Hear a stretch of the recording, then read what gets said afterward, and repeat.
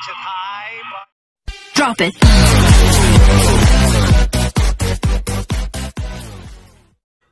Good day mga ka-sports natin dyan, F2 Logistics team. Wala na naman si Myla Pablo sa first six. Kung saan nga mga ka-sports natin dyan ay talagang mainit ngayon ang laban nga ng Cherry Tigo sapagkat gustong-gusto nga nila na matalo ang F2 Logistics para 100% ay sure na sila sa top 4. Alam naman natin na ang Cherry Tigo ay medyo matagal-tagal na rin na hindi nakakapasok sa semifinals.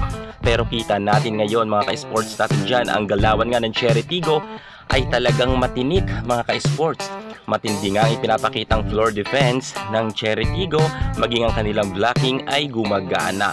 Samantalang mga ka-sports natin dyan, talagang sinisigurado talaga ngayon ni Maylin Paat at ni Ea Laure na sila nga ang manalo sa set 1 at mapataob nga nila ang F2 Logistics sapagkat nga para ma-sure na sila sa semifinals at magkaroon muli sila ng medalya.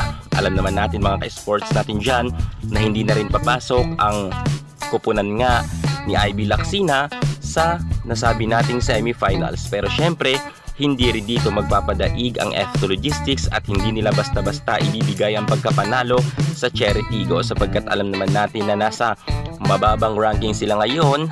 Number 8 nga ang ranking ngayon ng F2, kung kaya naghahabol rin sila na kahit papano ay umangat nga ang kanilang ranking para hindi rin sila mawala ng gana sa paglalaro ng volleyball. At alam naman natin mga ka-sports na ang F2 ay isa sa mga pinakamagaling at pinakasikat noon, pero ngayon sa PBL ay mukhang nangungulelat nga ang kanilang standing. Kung kaya alam natin na ilalaban talaga yan ni Chang Abby Maranyo ang game nila kontra sa Cherry Tigo. Lamang man ng 3 puntos ang Cherry Tigo ay hinahabol naman ito ng kupunan nga ni Chang Abby. At talagang maganda naman ang nilalaro ngayon ng F2.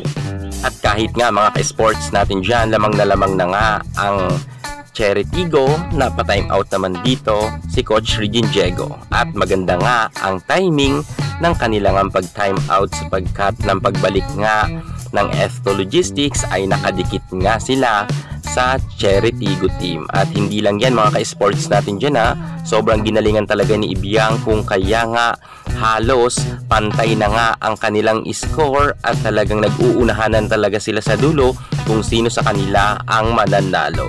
At good news pa nga yan mga ka-sports natin dyan sa mga F2 fans sapagkat nga naungusan na nga ng F2 ang nasabi nating Cherry Tigo kung saan nga 22 at 23 nga ang F2 Logistics at nauna pa nga ang F2 na mag-set point. Dahil yan, nagpakawala nga si Ara Galang ng kanya mga powerful attack. Syempre mga ka-sports natin dyan, hindi rin dito pumayag si Ea Laure dahil alam nila na itong si Ara Galang nga ay malalakas nga kumampas ng bola ngayon at ganado at mukhang bumalik na rin ang kanyang angking kagalingan. Pero syempre, may Ea Laure naman ang Cherry Tigo na ayaw nga rin magpakabog kay Ara Galang. Kung kaya nga mga ka-sports natin dyan, nang nakauna na nga ang nasabi natin Cherry Tigo na magkaroon rin ng set point ay eto na mga ka-sports. Nagpakawala na nga ng 2